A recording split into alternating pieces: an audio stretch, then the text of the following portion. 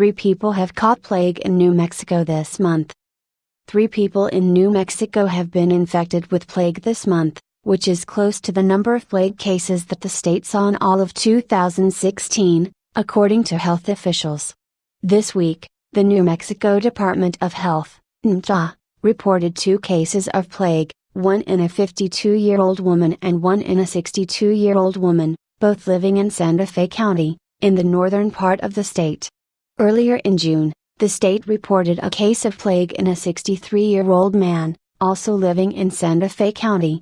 All 3 people were hospitalized, but all of them survived, NMDA officials said.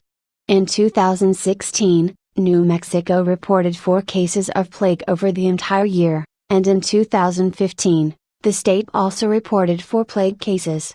The plague, which is caused by a type of bacteria called Yersinia pestis, is perhaps best known for killing millions of people in Europe in the 1300s, in a pandemic called the Black Death.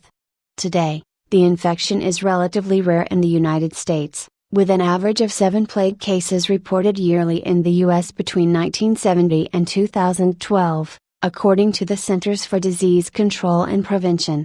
In 2015, there was an unusually high number of plague cases in the United States, 16 in total, according to the CDC. The U.S. cases occur mostly in the Southwest, particularly in New Mexico, Arizona and Colorado. In fact, typically, half of all U.S. plague cases occur in New Mexico, NMDA officials said. Most cases occur between early spring and late fall, according to the CDC. 10 deadly diseases that hopped across species. Plague is carried by rodents and their fleas, and most often, the disease is transmitted to humans through flea bites. Symptoms of plague include sudden fever, chills, headache and weakness. However, these symptoms can be caused by many other conditions. People also may experience painful swelling in the groin, armpit or neck areas. Without treatment, plague causes death in about 60 to 90% of cases, according to a recent paper from the CDC. However, with the antibiotic treatments available today, the death rate has dropped to about 16%. NMDA workers are now investigating the environment around the plague patients' homes, to look for possible risk factors for plague and to ensure the safety of the neighbors and family in the area.